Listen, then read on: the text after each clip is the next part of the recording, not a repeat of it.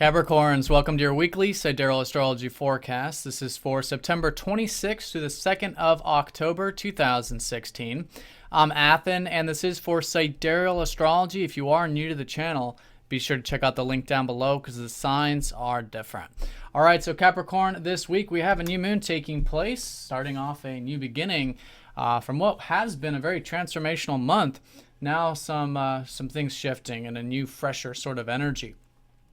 So the new moon will be on Friday, and it's involving your ninth house. So the ninth house is the house of adventure. It's the house of, for some of you, travel. For some of you, your adventurous mind, such as through philosophy, astrology, spirituality, university studies. Basically anything that expands your horizons, either emotionally, physically, or quite literally and physically, and also mentally. Can be fantastic. So this new moon emphasizing the expansive energy is going to be conjoining up to Jupiter, which is already associated with that ninth house. In fact, for the next year and a half, you're going to have Jupiter in the ninth. And so this is helping you see opportunities to expand your horizons. And even too, on an internal level, open your mind to possibilities in terms of changing your belief system, changing your outlook on life, and again, tapping into a bit of that inspiration there. So very nice location of this new moon. Very nice that it's conjoining up to Jupiter. Pretty much all week long, we're going to have the sun very close to Jupiter, so you could be particularly inspired, maybe. And I think it's just great to do inspiring things. Anything that you feel like is a form of freedom for you. Freedom of, again, the open range, the open horizons, in that sort of sense.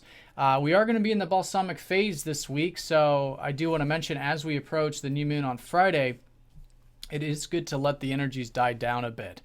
Reflect on things, meditate on things, give a bit of space, and then as we go into October, you'll notice that a lot of the energy is starting to move forward there for you, and it'll be a good time to put those things in motion. Now, I also want to mention that Pluto is direct on Monday, so there is a shifting taking place with your deeper spiritual self. In fact, this area of your chart's really activated with Mars, who's recently gone into your 12th, helping you get things done and do things in your life with a bit more presence and a bit more acceptance, and maybe working behind the scenes a bit. The 12th house is about accessing that tranquility of life, of going with the flow. And when Mars goes in here, it's not the easiest place for Mars, because Mars is, of course, much more energetic, right? We want to go out, just straight through the gates and accomplish a bunch of stuff. But when Mars is in the 12th, this is about finding that current of life. And as we find that current of life, then we find that we are getting a lot done versus fighting against the current. So I think that's a great way of working with this. Will be for about the next month plus, with Mars here in your 12th. So yeah, maybe a bit of that meditative approach to things, finding that current, listening to your intuition, going with the flow. All of that can be a great way of getting things done.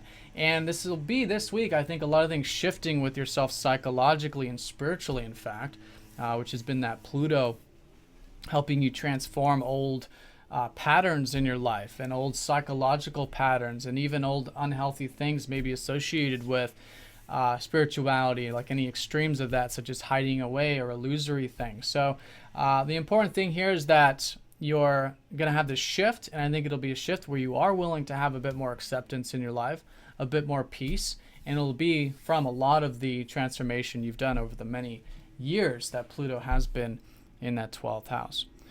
All right, so that's going to be the beginning. Then, like I said, new moon, that'll be the strongest energy, astrologically speaking, on Friday. Then Mercury does go into your ninth house, so then you could be thinking about these more expansive things, or learning, in that more expansive way.